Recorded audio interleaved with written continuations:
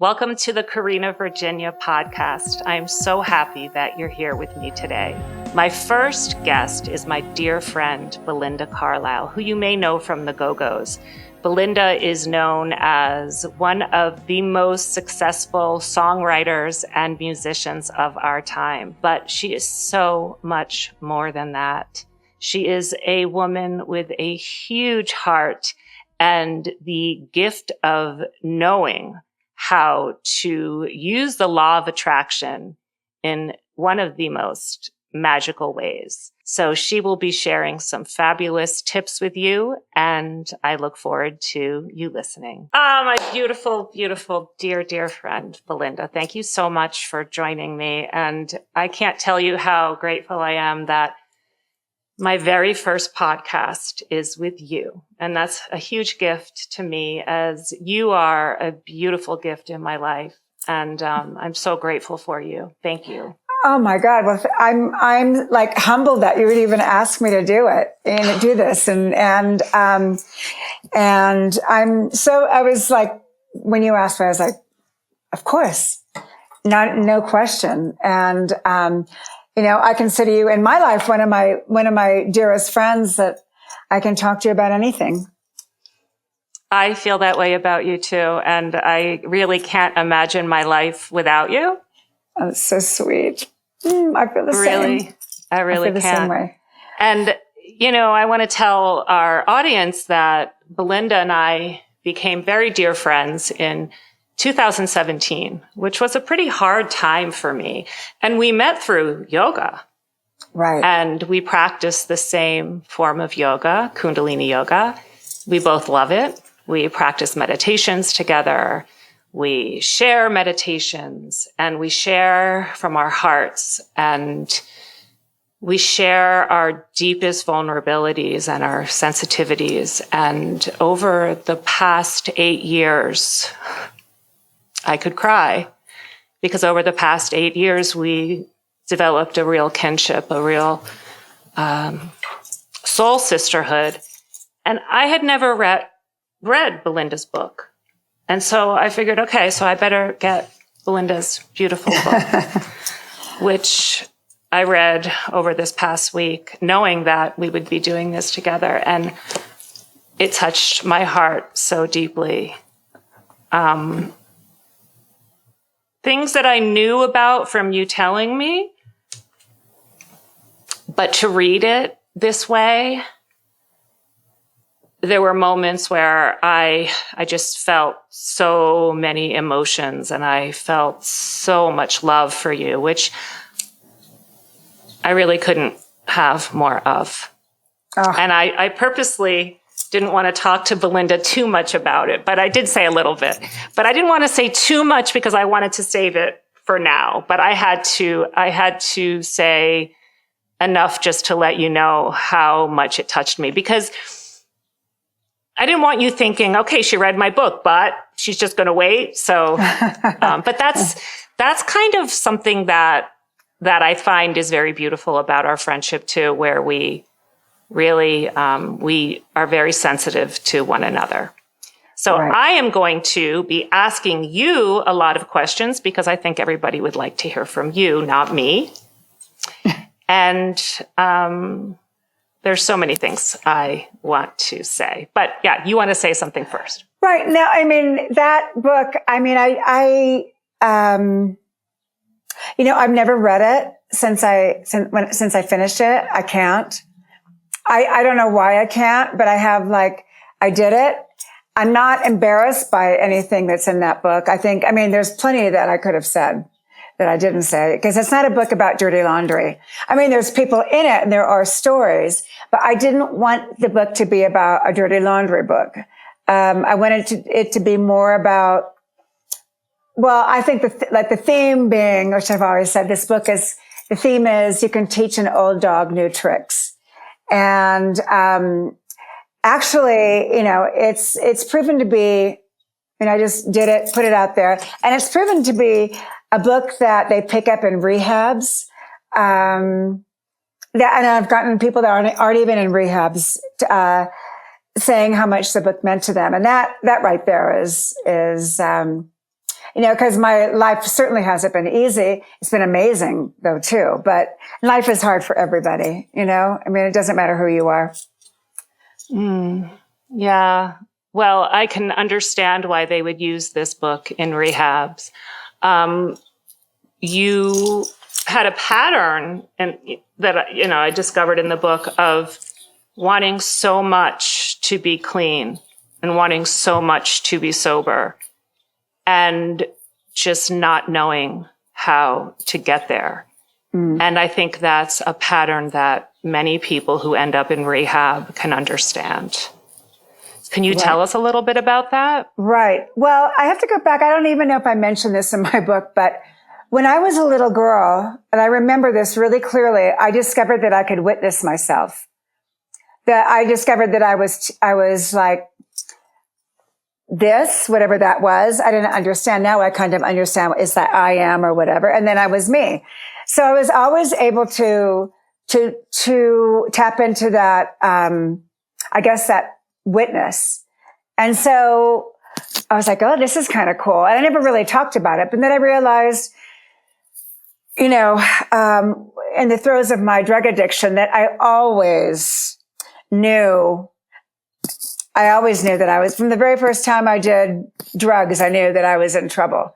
I knew that I would be in trouble. So I was like, I'd have that voice. Are you sure? Are you sure you want to do this? And it was a voice that I knew was there, but I would never listen to. And I would try to guide me, but I would never listen. I thought I was so stubborn for so many years that I thought I could do things my way.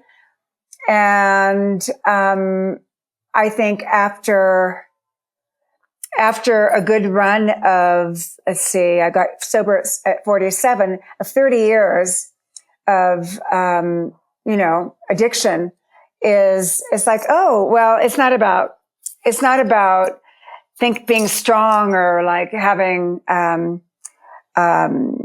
self-control. It's about surrender. And that's what took me so long to get. It took me so long to get that. And I could make promises and I would I'd make promises and I'd mean every word that I would say and I'd break them, and of course that sets up the cycle of shame and guilt and all that. And that was kind of my life in between all this amazing like accolades and success and whatever. I was really dealing with that, behind the scenes. So you're saying that it's not about white knuckling it, right? It's about, it's about understanding where it's coming from and recognizing that numbing is not the answer, but learning how to heal that part that hurts so much so that it doesn't need to numb. Yeah. I mean, I like to call it the hole in my soul. That's like filling the hole in the soul. And I just did it actually half an hour before this. I just ate and I wasn't even hungry and I just ate this big, bowl of granola and bananas and peanut butter. And I was like, what am I doing? But I felt much better afterwards. So it's still something that I deal with. And I think that wherever it came from, I grew up a certain way where I was always, my mom was the mother of 6 children. So I never really got a lot of attention. I had a stepfather that was abusive and also not present. So I think a lot of my feelings, whether that is self-worth, whatever that is, the drugs did the trick. And it made me feel really good for a while. And then of course, it always, or not always, but most of the time it becomes a big problem. And where, I didn't really quite understand the whole until I did all that 12-step work, which was, I've done it twice. And, it's like, I liken it to, walking through a swamp in the fall with quicksand in my boots, just trying to walk. It's just like, it was so hard because I'm really good at blocking things out. I'm really good at, what's it called? Compartmentalizing. Yeah, compartmentalizing. So, but I think after I did that, and I had an amazing woman who walked me through my personal inventory, all the amends and all that. And I think at the end of the day, it's like, it was for me, it was like self-worth and insecurity. And then having this profession where I'm, in front of people. And that's been my profession since I was 17, and I'm going to be 67. So that's almost 50 years. So yeah, it's so complex and weird. But like, I was upstairs just eating, this big bowl of stuff. It was good, delicious, but it sounds good. And I felt better afterwards. Yeah. Like yeah. shopping. No, I mean, I get it. Like shopping. Well, you and I talk about that. Sometimes we'll, leave each other messages saying, I'm shopping again. Yeah. But, the thing is, I can relate so much. And I think so many people that are watching this can relate. And had I been in the limelight during that time in my life and had an opportunity to numb out all that energy that was coming at me, along with my own insecurities and my own self-worth issues, right? Right. I think I would have been like, bring it on. Yeah. I mean, I think a lot of it, I definitely, not anymore, but I definitely had imposter syndrome. Mm-hmm. And I remember, still up until like, I remember my third solo album, which was huge, and I was playing arenas and blah, blah, blah. And I looked out the window of my dressing room and I saw like so many people. And I thought, oh my God, they're coming to see me. Why are they coming to see me? Why me? And that was like, just like, and still like kind of to this day when I work and I'm on stage, I can, that's a whole other thing, but I don't really see people. I don't.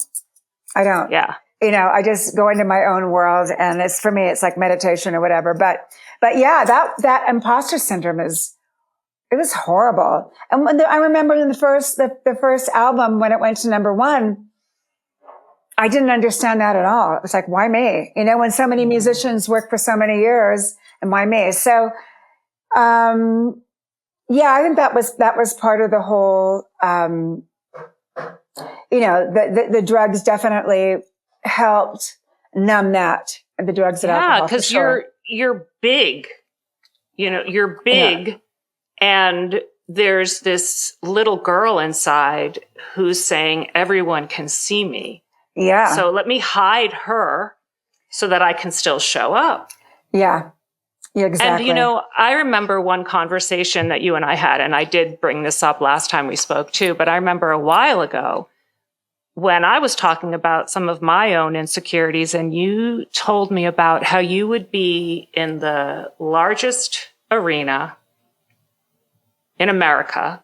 Mm-hmm. And you said that this stopped happening, but a long time ago, you would be in the largest arena in America, and you'd look out and you'd see everybody, and with the Go-Go's, people are jumping up and down and singing along, cheering you on, and you'd see that one person who was probably someone's escort or date or something, yawning or just bored, and you would just fixate on that person. Oh yeah. Yeah. And it's like life. I think we often will have 100 people that have something nice to say, and that one person who has something horrible to say will be thinking about as we go to sleep that night. Why did they say that? Yeah, exactly. Exactly. I still do that once, but now I just laugh about it. But I remember hearing that Cher did the same thing. I thought, well, if Cher is like focusing on the one person in her audience that isn't into it, then it's probably a pretty common thing, for performers or for people. I think for everybody. For everybody. So now I just look away actually and just kind of laugh and go, whatever, Yeah. I mean, whatever. I think that's how you have to do. That's what you have to do. Yeah. And I think also there's sometimes people will numb out with food. People will, if it's not alcohol or drugs, there's the replacement theory, right? That you're going to find something else. So you have to find, first of all, we're not living in an ashram where we can just sit and meditate all day long. Right. So we have to find something that comforts us while we are balanced in still showing up. And I know for me, I have a tendency to want to isolate. This is a way out of my isolation. Uh-huh.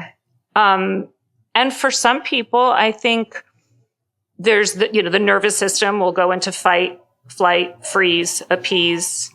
For some people, they fight through it and they will show up over and over and over again. Right. Do you find that you are more, when your nervous system is activated, will you grab the chocolate and go under the covers, or will you go into that action mode? Most of the time I go into the action mode. Most of the time, I mean, I'm really, really lucky that, I consider myself pretty balanced and pretty I self-aware, where I know if I'm going there, I know to sort of turn around the thinking and go for a walk or go do something. But sometimes it's bad. Sometimes I like isolating too, by the way. Mm. I mean, there's nothing I like more than to be by myself, and with a book and my iPad and so I have to kind of force myself sometimes to go out there. But I think I'm really good in that way where, I'm sort of a master. I can master of myself most of the time. Talking about, No, where you can take action. And turn it around. Yeah. I mean, I have the tools. I have all the tools. I mean, I've read Abraham Hicks a million times, and me too. And I know the power of manifestation because that's my whole life. So I know what to do. I know how to sort of click into gear. But sometimes I can't. Sometimes I don't want to. So sometimes it's that frozen. But let's talk about the power of manifestation, because to me, I've seen you in concert. I've only seen you in concert since 2017, and with my sister once, with Gabriella, my daughter once, and just really coming to see you. But what I saw was like, holy cow, this is this shining magnetic being. And I've been to concerts before, but there's something that you have that is what I feel is the missing link to the law of attraction, because many people think that they can think their way into whatever it is they long for. Right. But the energy is everything. And you have, I mean, even looking at you now, you have this incredible radiance. So do you think you were born with that? These are my questions. Do you think you were born with it? I know you've been able to, listen, you became a celebrity at a very young age. Right. And you decided that you were going to do it. And it happened. Yeah. You also had a lot of things going against you due to your self-worth issues, due to your lack of feeling safe at home, but it still happened. And then you have manifested so many things, including sobriety. Morgan. So Morgan is Belinda's amazing husband, who is phenomenal and who saw the light inside of you when you knew it was there, but you couldn't find it. Right. And he couldn't find it either, right? Right. So can you tell us a little bit about that manifestation? I know you're a manifester. Right, totally. Can you recognize that you manifest from your radiant body, from your magnetic fields? I didn't know what it was. And like I said, the whole thing about, being able to witness myself, as a little girl, but the one thing that got me through my childhood which, I would come from a typical dysfunctional family. But there was a lot of physical and emotional abuse. My refuge was my fantasy world, and so I knew how to slip into, every day was like, I lived in this fantasy world. I'd go home from school, I'd dress up, put makeup on, I'd pretend I was like the greatest singer in the world, or do all this stuff. And I knew it was going to happen one day. That's, I just had no doubt, but it was just a matter of when. So I think that is key, is just knowing that it's going to happen and it's on its way. And that's kind of, that's what the whole, Esther always talks about. Absolutely. And that's what I would do as a little girl. And then I remember when, I started out in the punk rock scene in LA in 1977. I was in my first band, and I was working as a secretary at the hotel, Hilton Hotel Corporation, where I was working in the paper goods department, where I'd order like toilet paper and like paper towels for the Hilton hotel chain.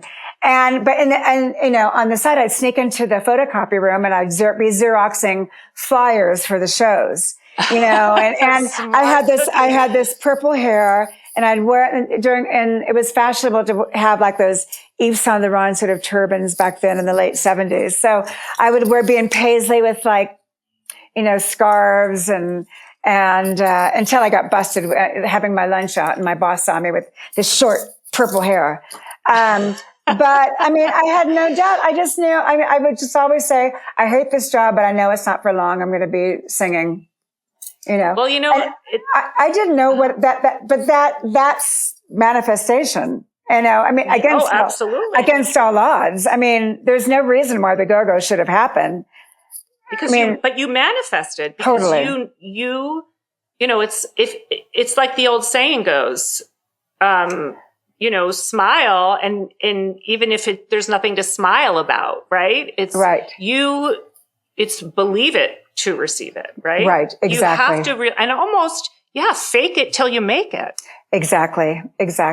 So, against all odds, having that attitude and times 5, because we all were like that. We formed the band in 78. By 1981, without not knowing how to write songs, not knowing how to sing, not knowing how to play instruments, not knowing how to do anything. We invited Charlotte, the guitar player, to join the band because she knew how to plug in a guitar into an amplifier. So that's why you invited her. Because she could plug in the guitar. She knew how to do it. But you were wise, young ladies. Yeah, but nobody knew how to do anything. So within 3 years, it was like, the cover of every magazine, whatever. The biggest thing for 15 minutes, 5 minutes.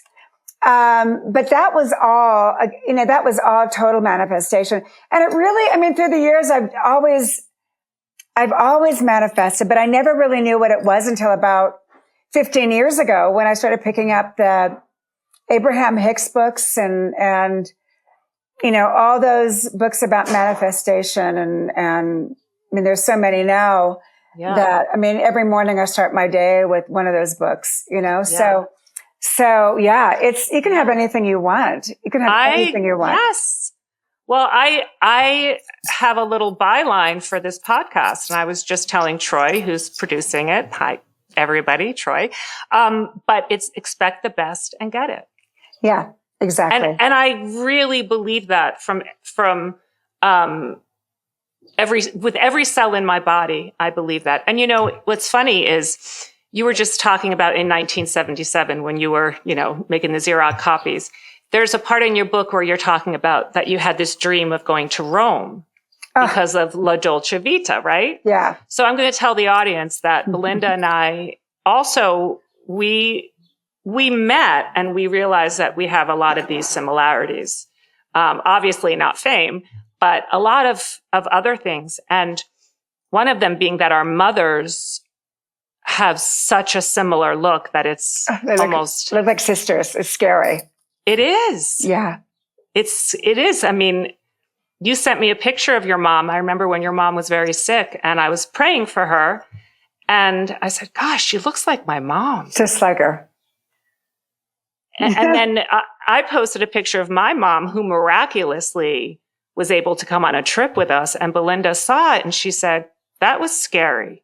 I had to do a double take. Yeah. Was that your mom or my mom? Yeah.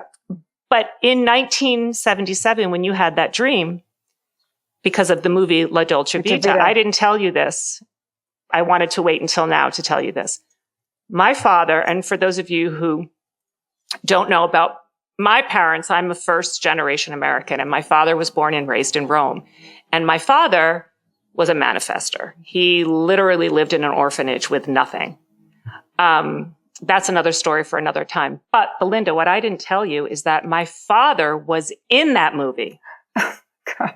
I know. That's you can't amazing. make it up. That's amazing. And amazing, right? So this again is the power of attraction. That completely. Right? Well, first of all, that movie set the standards for me. All I wanted to do was, I was working at Swenson's Ice Cream at the time, scooping ice cream. I thought, well, I can just go to Rome. I'm going to scoop ice cream and then I'll figure it out from there. So I was saving my money to go. And I wanted to be Anita Ekberg and like smoke cigarettes in the Via Veneto and ride on the back of scooters with cute Italian boys. That's the only thing I ever wanted to do. And I was actually, I had plans to go when I was going to go, blah, blah, blah. And then I got into a car accident. And then, as it was, the car was like up in the air. I was like, oh shit. Excuse me. I can't. It's okay. I can't. My plans are, I can't, it's finished. And so my life took another direction, but I can't believe your father is in that movie. I've seen that movie like 20 times. I just watched it again. Every time I watched it, I see something different.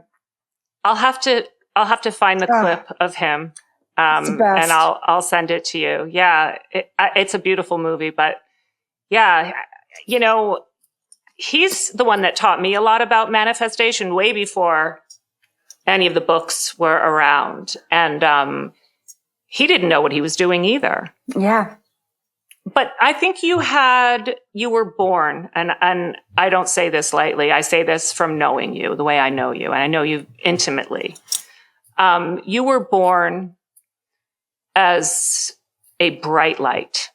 Mm. And even when you were really sabotaging that light and drinking and doing drugs and hurting yourself, there's this part in your book that I saved, which I wanted to mention. And it's about how you knew that light was still in there, right? Like I was saying before, that Morgan also knew that light was in there. Yeah, well, I know. Yeah, I think I lost. Well, I remember seeing a photo of me before I got sober and that light was gone. And I could see that it was gone. It was gone. It was like nobody was there. I saw my eyes and nobody was there. And then, I think you were talking about when it's like the first, very early days of sobriety, maybe the first week I had to go to London to go to work.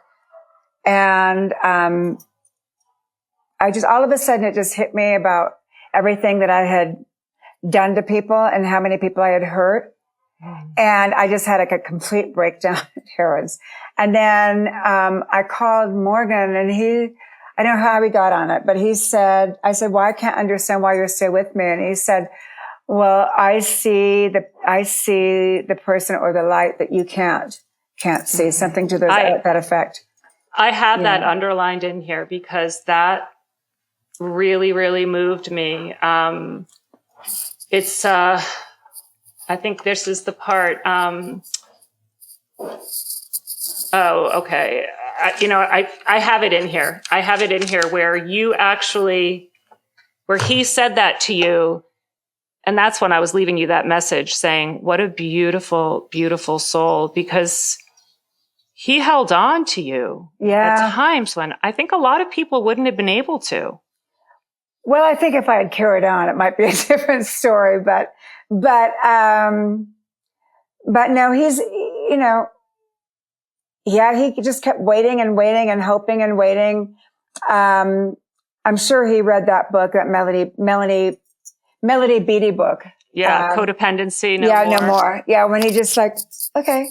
Where I confused letting go to like not caring, of course, but he had to, to save himself and to keep himself sane.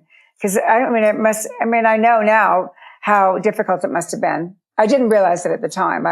So selfish, I don't know that it's selfish. I think that from, my nephew, was addicted. He was an addict. And, I have friends who have kids that are addicts.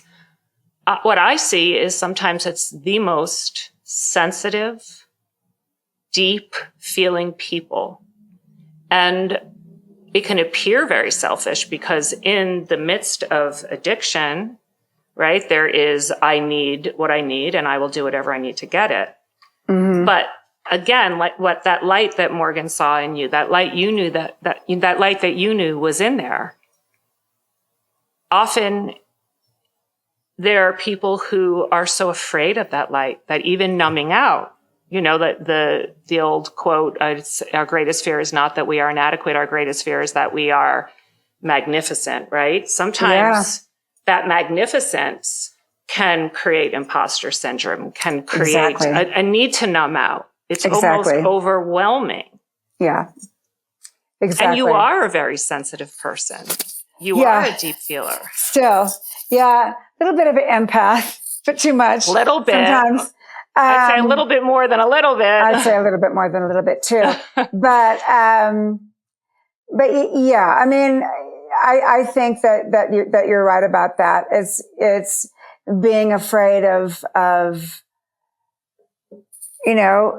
you're being afraid of your strength and your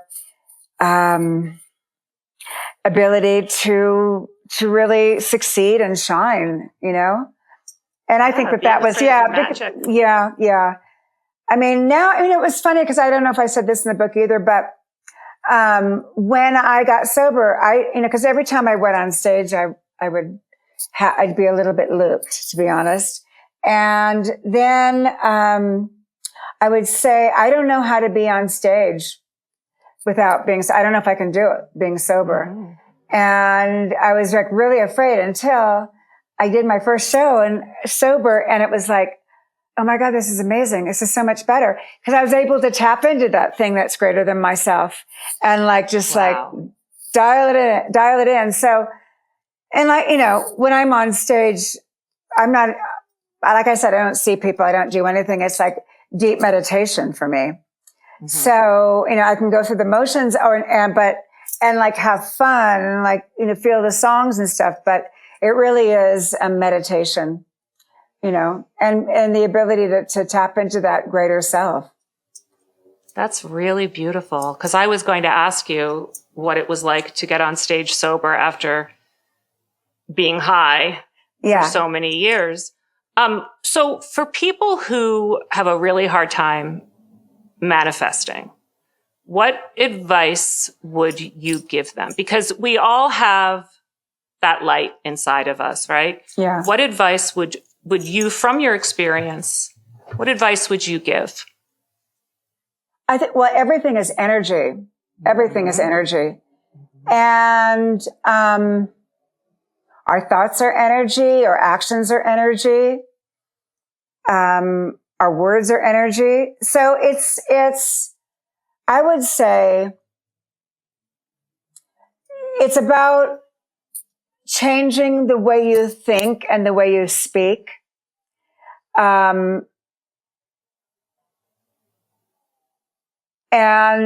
really, I mean, it's hard to tell somebody, just know that you can have whatever you want. Because somebody who hasn't got that would, say, what are you talking about? They would say, oh, I still get it from some friends. Oh, you're just so lucky. And it's like, well, it really isn't that, I mean, anybody can do and have whatever they want. I agree. So I would just say, I mean, now that I have the tools to, and I understand what I was doing for so many years, I would say there's so many books out there that I would recommend. And to be able to change the way you speak and the way you think, because that's a big part of it. A big part of it. The universe knows no negatives. So it's really important. That's like the key, that's key. Not to even let like any inkling of any kind of doubt seep in. It's just to believe whatever you want is on its way. Yes, I love that. I love that. And what do you recommend as someone who has, I'm sure, been exposed to a lot of jealous women? What do you recommend for women that are, a two-part question again, women that are starting to really shine their light and allowing themselves to step into their purpose and allowing themselves to live big, right? Oftentimes, those women are also, and I shouldn't make this generalization, but I hear it all the time. They're drinking every night. They're opening that bottle of wine, or they're having that Cosmo, different modalities for different people. And they're numbing out because they're petrified. And then they're waking up feeling anxious and depressed, that whole cycle, right? Yeah. And then on top of that, people don't see the shame that they're feeling. People don't see what they're really going through. And there are people that are just throwing their jealousy out there, right? And jealousy is such an ugly emotion. Yeah. So how did you handle that? And what advice do you have for the women that are, living life as, drinking every night and not considering themselves alcoholics? Maybe they are, but they're unhappy. Yeah. Two-part question. Well, I mean, that kind of like, it takes a lot of, it's really hard to be honest with yourself about, I mean, I could be honest with myself, but then I would no, that went on for so many years and not even let myself really go there, even though I knew what I was doing. It was it was unsustainable, So it's like a form of disassociation. Yeah. You're disassociated from that part of you that is doing what you don't want to be doing anymore. So maybe it's about embracing that part of you. I think so. And then just like once you do that, you can sort of deal with it. I mean, it's such a prison. That way of living is such a prison. It's horrible. When you're talking about it, it just, it's just, I can feel it. It's a horrible cycle of like, for whatever reason, reaching for that, for me, it was that bottle of wine and then waking up the next day going, oh my God, I did it again, and then you feel bad about yourself and you feel guilty and the whole thing. And it's, I mean, to break the cycle really, is the first thing is to really, if it's possible to be honest with yourself and to really, really let yourself be honest with yourself. Because a lot of times people won't let themselves. And I didn't for many years. And then, there's so many books, but I think, but I would always say for me, the 12-step program is like the best. Yeah. And I think it's magical. And, it's difficult, but the payoff is like so great. Yes. And if any, I mean, it's in, as far as jealousy. Yeah, the jealousy. The frenemies. The frenemies. Yeah. Feed us that. I don't have those people in my life anymore. What about when you did? What about when you did? Oh God, I had some. Or was that when you were still using? No, not necessarily. Mm-hmm. I had one that, one that really comes to mind. It was so hurtful and so horrible. And it was like, I'm not going to repeat what she said, but I was like, really? And I just said, and I was sober. I just said, don't ever email me, text me, call me, talk to me again. If I see you on the street, I'll be polite and wave, but I don't want you in my life. And that's kind of how, I'm in some situations where I still get that, but they're very, very rare. And as people that I would call frenemies, and I've had quite a few in my life. And we know the signs. I'm sure you know the signs too. Yes. When they start dressing like you and they start talking like you, it's like single white female. Then I just got cut it off. Just cut it off. And I like to think that I have really, and established really strong, boundaries. You know, what's fascinating about that is that it has to do with self-worth also. Yeah. Because I think if we don't have self-value and we're second guessing ourselves and we don't have self-esteem, then we don't even recognize that it's jealousy. Yeah. We just automatically think, okay, I suck. So this person's acting this way. Of course, I deserve it. So as you recovered from that insecurity, and also I'm going to say this too, I think that the insecurity is fueled when we are putting substances in our body that are messing up our dopamine, right? And then we're waking up not only feeling shame, what did I say? What did I do? But also not even recognizing that our brain chemicals are completely thrown off. So how can you up level, right? The depression, that's horrible. So it all goes hand in hand because we can spiral up just as quickly as we can spiral down. Yes, we can. But so all of these things that you're sharing are the ways that you spiraled up. And obviously the universe saved you because there are times when you could have spiraled deeper. Oh, totally. Do you know, one of the things that I never forget is my sponsor in my early days, because I was wild, really wild. And my sponsor said, I want you to make a list 20 times that you were protected. And I would write down, it was not hard to come up with that list at the top 20.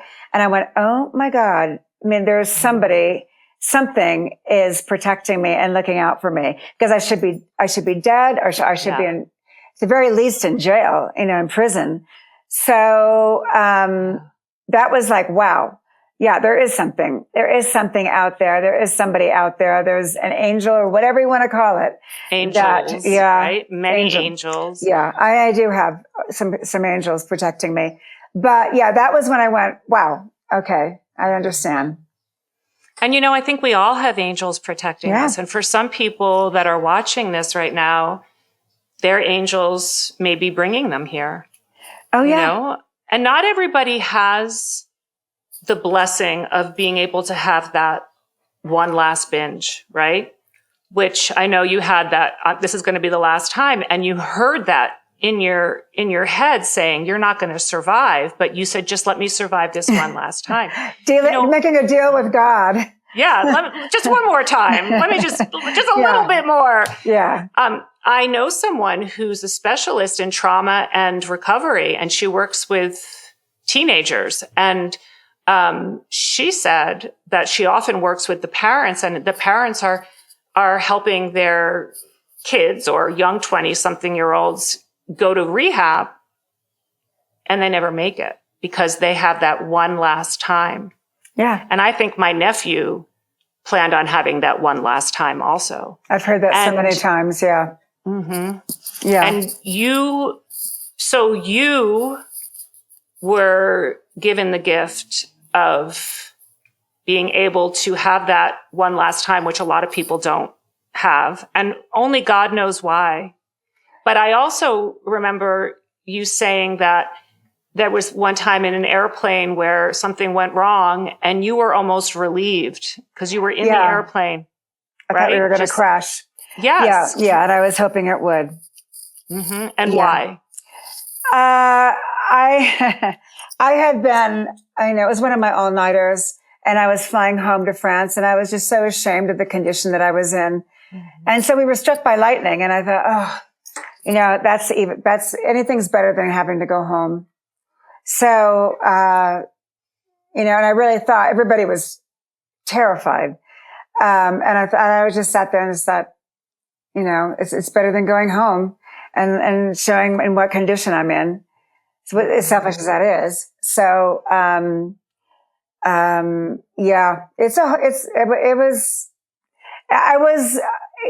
I say, it's like by the grace of God. Yes. Grace of God. That's all it is.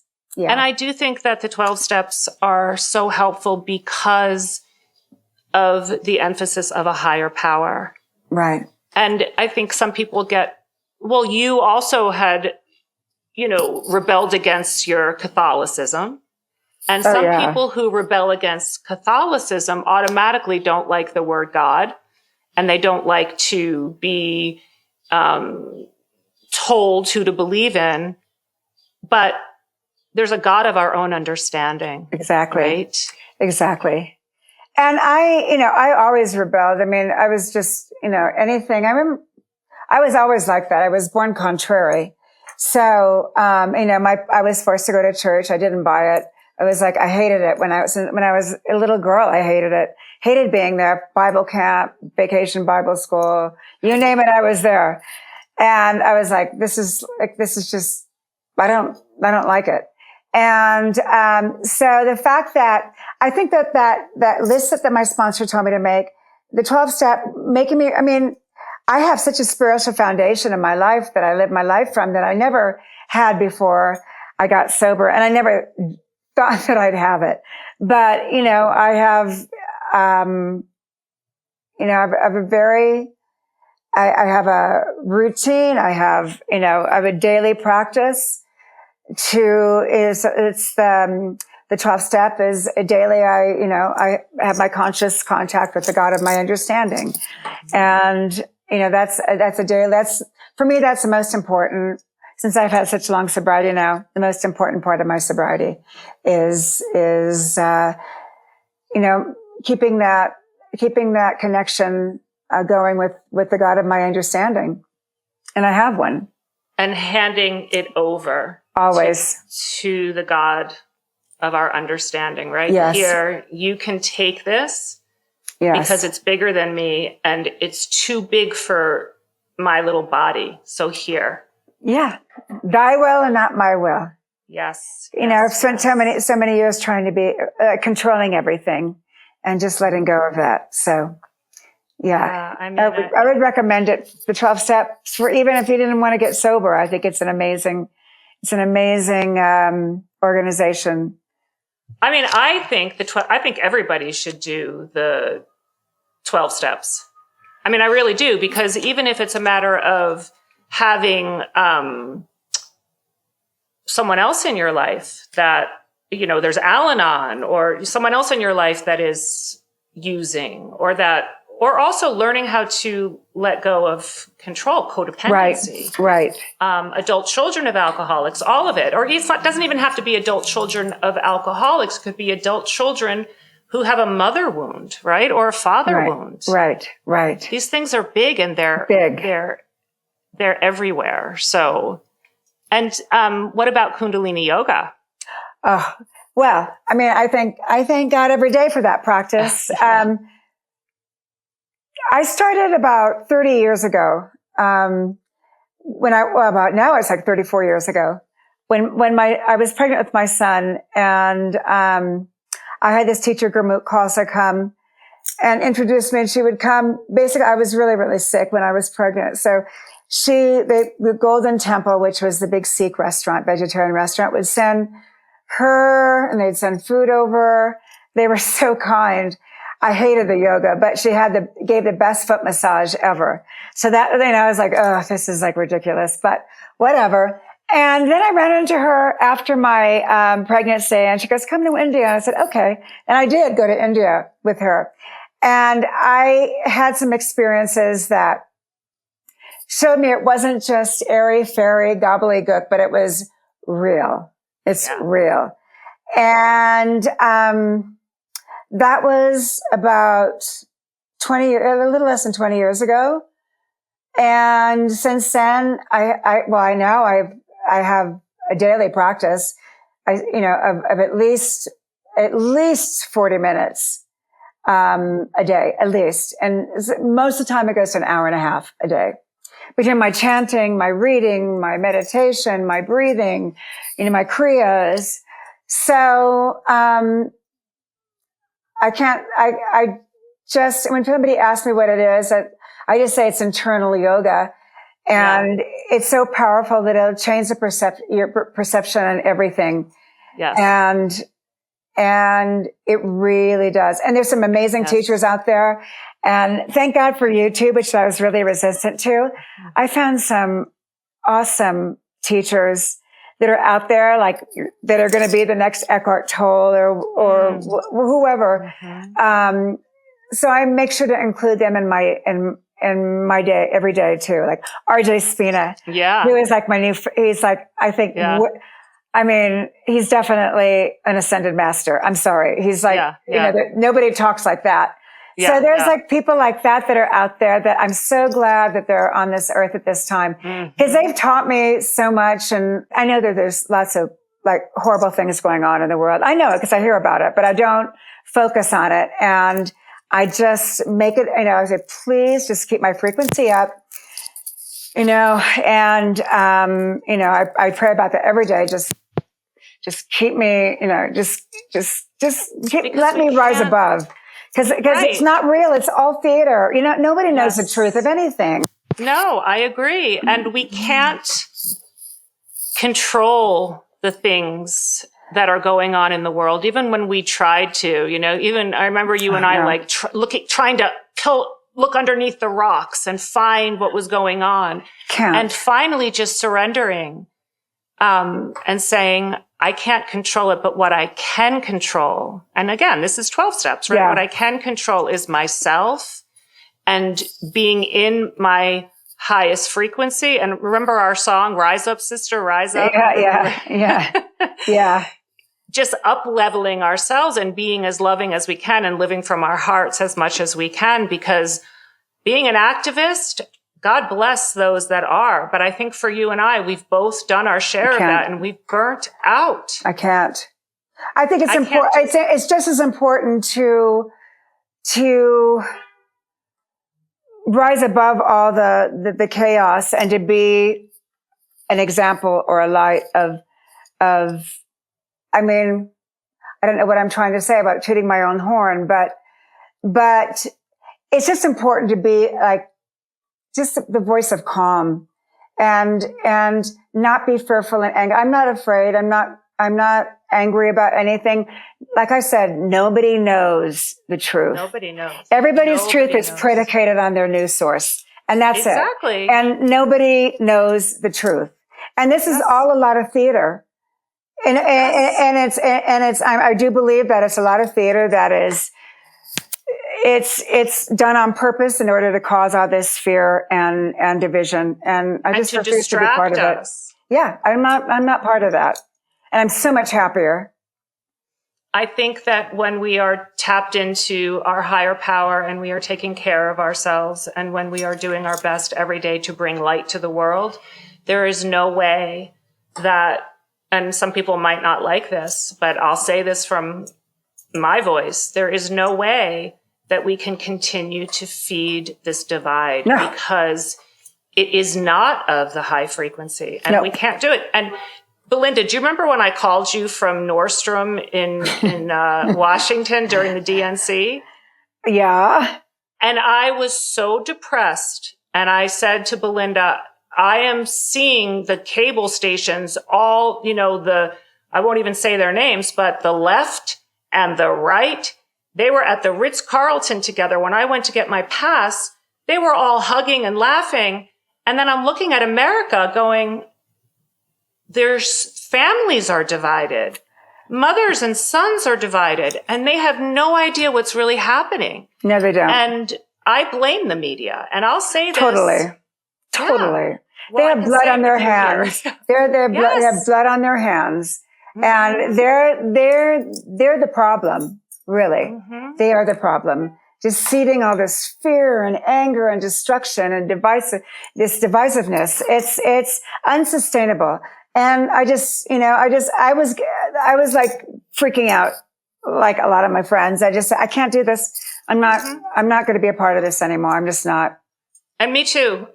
And, I'm not a part of it anymore either. And I have had my share of it, and I can't do it to my little girl inside of me anymore. And, and I'm not judging those who do. And I do believe that some are called to do it. I have to believe that because I know that when I did it, I felt very called to do it. And I think you've been called to do things that are pretty active as well. But I also think there's a time when we leave the middle circle and we go out and we hold hands with others. And when someone else goes in, we support them. And I can't be that person in the middle. I'm on the outside and I will say, okay, go for it. Because if someone needs to say something and it's something that can make a change, I'll be there to support that person in their courage. But I can't do it anymore myself. I don't have it. I don't want to do it. I don't want to do it. I know how I feel when I do it. I caught myself like looking at Drudge Report, which is like the worst. I did it the other day because I wanted to see what's going on between India and Pakistan. And it was like bright red headline. I went, what did I do? And I just, and I just like, stop. So, and, I just like, for a minute I was upset and I just said, no one knows, Right. I mean, we know that there's a problem. We know that it's not good, but, we don't know how much is propaganda and how much is real or false for whatever reason. We'll never know those things. We're not privy to those things. I think, like I said, I think this is all, I think this is a grand design, I do. And to divide people. Yeah. So David Hawkins has the scale of vibrations and love being the highest. And this is science, right? And the lowest is shame. And just above that is fear. Ugh. But shame, right? Think about, I know Belinda and I have talked about this. Oh, I feel the shame again. We're both prone to that. And that is the lowest vibration. And it's for very sensitive people who are, we're doing our work every day to be the best we can be. And we're doing our yoga. We're doing our chanting. We're taking our walks. We're uplifting our friends. But it doesn't take a lot for someone to use that trigger on us and throw us into that place of shame. Mm-hmm. And if our vibration goes in, for deep feelers, when our vibration goes down into that place of, whoop, I'm in shame, forget about manifestation, forget about bringing love and light to the world. We go into that hole. Not useful to anybody, least of all yourself, so it's like, I have to look at that scale. Because I do know that. I haven't seen that for a while. But fear is like one of the worst things too. And I just don't, it's just, anybody out there, I would really recommend this great new teacher, RJ Spina, who is, he's kind of really helped me get through these really chaotic last year. I think I discovered him about a year and a half ago. All this crazy, the drones are coming to get us, or whatever it is. But I know that there's a problem in India and Pakistan. I know that there's tariff issues. I know all these things, but I don't know the details. And I don't want to know. I don't want to know. And nothing I can do about it. When you shine your light and your love from your heart, you are helping all of the things that you can't control, because there is nothing as powerful as the love and light that comes from our hearts. And fear Absolutely. will only put a veil of darkness in front of that. And the whole thing about watching the news and focusing on things is that that's almost like a way, if focusing on that and giving that attention, like they say, where your attention goes, it grows. Mm-hmm. And it's almost like a mass manifestation of like putting your attention on something that's so negative. And like I said earlier, the universe knows no negative. So it's like people are manifesting the worst possible scenario. Mm-hmm. That's what I believe. That's what I believe. And so would you say, back to the question of manifestation, would you say that to manifest and to manifest from your energy, that you want to stay away from as much negativity as possible, and you want to put as much positive light and nutrients into your body? Yes. And also it's put your attention on what it is you want. But like I said, but also it's like a way of thinking. Like I want implies lack. Right. It's like, I am attracting is still lack. I need lack. So there's a way to say these things, the way to think, to bring about whatever it is anybody wants. But it's like like I said before, it's like where you put where your attention goes, where your energy goes, your energy flows and it grows. So I am, right? Mm-hmm. I am attracting my life partner now type of thing. Not, I want this so much because the universe can't. Because it implies lack. Yeah, it's lack. Or like my donkey sanctuary that I. Oh yeah, tell everybody about your donkey sanctuary. I thought I want a donkey sanctuary. I don't know how I was going to do it. I live in Mexico City. But I have an animal organization that's very successful. We're in India and in Thailand. And I thought, okay, well, now I want to do my donkey sanctuary. I don't know how it's going to happen, but it's on its way. I'm not going to just put it out there, and I know it's on its way. And yeah, it's not only on its way, it's happening. So it's here. So, and people I never knew, you never know when you put something out like that. People that you meet, like it comes from, I had my knee replaced. My physiotherapist, who's this amazing, amazing guy, his wife, who I just met, and she's Mexican, and it's like, you never know. It's just like this tapestry of life and people that come and go and why things happen. It's like, I guess it's like sliding doors. If I didn't use this physiotherapist, would I ever have the donkey sanctuary? Or if I never had my knee replaced, would I never have met it's just weird, stuff. And that's also where the obstacle, the challenge can be the gift, right? Because totally. you were so upset about your knee replacement, and look what it led to. So sometimes the obstacle becomes part of the manifestation. Absolutely. So I know, it's manifestation is real. Everything is energy. It's important what you put your attention on. The universe knows no negatives. And there's some amazing teachers and books out there. For anybody who's not quite sure where to start. I have a really old friend who says, "You're so lucky." It's not luck. No, it's not luck. It's the way. It's the law. It's quantum physics. It's the law of attraction. It's quantum physics, basically. It's science. It's being proven. There's so much of this is being proven, and and I think it's really about the energy. And in time, on this podcast, I want to start bringing some of the mantras in, some of the miracle mantras and some of the things that, that we use in yoga to help people to utilize the manifestation and how we can do it through our energy. Yeah. And through mantra, right? And through mantra. Sound. Yeah. Yes, sound and vibration. Yeah. It's Incredible. Very powerful. It's really powerful. And it's scientific. So very scientific. There's a science behind mantra. And, it's not just like airy fairy hippy dippy stuff. It's a science. Mm-hmm. So I know that.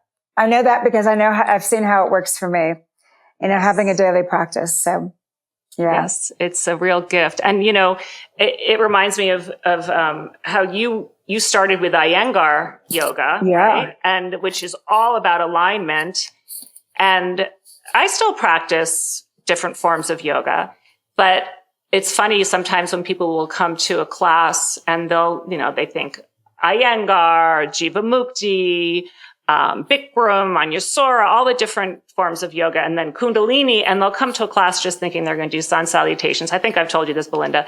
And then all of a sudden I'll see them in the back, like rolling up their mat, and I'll go up and say, is everything okay? And they'll say, oh, yes, I'm so sorry. I forgot I had a dentist appointment. Yeah, exactly. Yeah.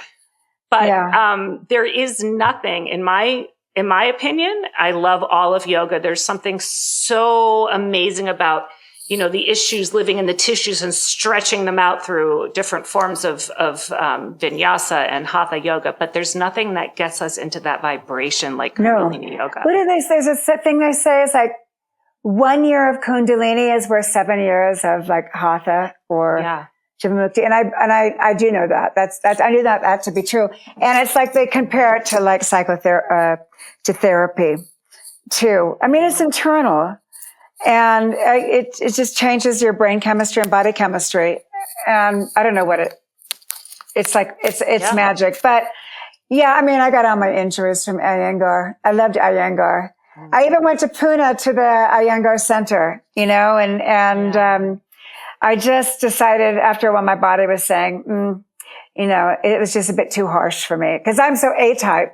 Right. And I'm driven. So I don't think it's the best thing for my type of personality that's one of the things I do struggle with is perfection. So, I think that, just got me into trouble. So I much prefer Kundalini, although I think Jivamukti and Hatha, and I think they're all beautiful. But just for me, I know for myself that and from people I've seen around me that Kundalini is the most effective. And that goes back to allowing instead of pushing, right? I think as a perfectionist, when we want everything to be so perfect and we're focused so much on making sure the posture is perfect and that we're doing it perfectly right, there's an element of pushing. Right. And when we are manifesting, there is no pushing. It's attracting. Exactly. We have to be gentle with ourselves. And I like to say, don't ask how, just allow. Yeah, that's true. Right? That's true. There is no how. There is no how. There is no how. We don't really know. First of all, Einstein didn't even understand the science. We figure out how certain things fit, but nobody can really explain the science of the creation of a baby. No, it's a miracle. I mean, miracles happen. We don't know how. We just know that they're not something we can describe, but miracles happen every day. Your sobriety is a miracle. You are a miracle. Totally. Well, I'm reading all these books on, I read Vedanta. I've read all these books on Hermeticism, which I've told you about, which goes back to the one thing that runs everything is consciousness or the great mind. And right now I'm reading the Upanishads. But it all goes back to that. It's the miracle of life. We're part of it. It's in us. It's everywhere. Everything is vibration, and it is vibration. But yeah, we'll never be able to understand it. I don't think, and science won't ever be able to understand it either. Mm-hmm. Yeah, but It's beyond I think science. it's so beautiful. It brings hope to so many to see someone who has had so much success in her life and hardship to come out as such a radiant, bright light who has hope and who believes in angels and who believes in a higher power and who does the work to be the best version of yourself that you can be. Well, like I always say, it takes a lot of work to be normal and stable. You know, it does. It's a lot of work for everybody, but it's worth it. And I think the more that we are open, you know, what is the 12-step thing? We're only as sick as our secrets, right? Yeah. Yeah. So the more that we're open with all of this, and the more that we are vulnerable, even when it's scary, you know, we were talking about the vulnerability hangover the other day, right? The more that we are able to free ourselves from the burden of the weight of being weird or different or misunderstood, because more and more people say, oh yeah, I get it. I mean, Belinda, I'll tell you something really funny. I met a woman the other day who told me that she flipped out so much on someone that she literally looked up online to see, I mean, this is not really funny because people do have Tourette syndrome, but she thought that she might have it. And as she was telling me this, I said, you don't seem like someone who does. And she said, well, I think I do. And I said, wow, you know, the things that we think about ourselves sometimes when we are overstimulated, when we're focusing on fear, when we're in that spiral, right? They're pretty harmful to ourselves. Yeah. Oh yeah. Yeah. Well, it's you know, it takes a lot of work to like I said, to be solid, stable, and to deal, you know, with life every day. It's not that simple anymore. No, it's not like it was when. Sure isn't. Even from when I think 50 years ago. I was thinking the other day when I started out in '77. If I go 50 years before that, it's 1927. It's like, oh my God! And I've lived through 50 years.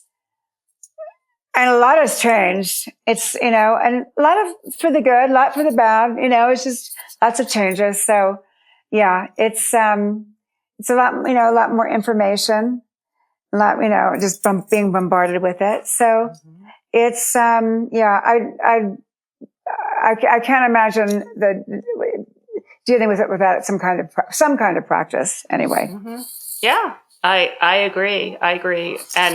Or numbing out on something, which leads me to saying congratulations, because it's been 20 years for you. 20 years, yeah. Sobriety last month, right? April 3rd, my brother's birthday. Yeah. Yeah. Yeah. It actually, when I decided to do it, it wasn't even that hard. I think I had more of a problem with, my addiction to drama. And, you know, Serenity's boring. I don't know if I'm going to be able to deal with that, but I got used to it, you know, real fast.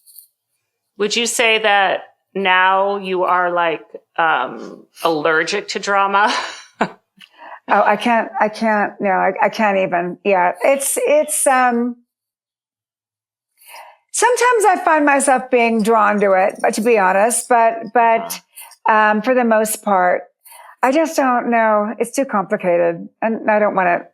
No, I like having a simple life. Yeah. You've had an exciting life for a long time. Now's the time to simplify and be gentle with yourself. Exactly.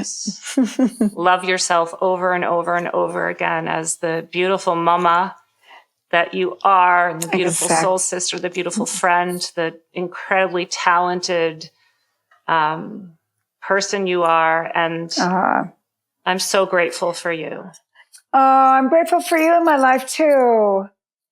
It's like, it's really nice to have a friend like you. I mean, you know, honestly. Ditto. Ditto, ditto. And Yeah.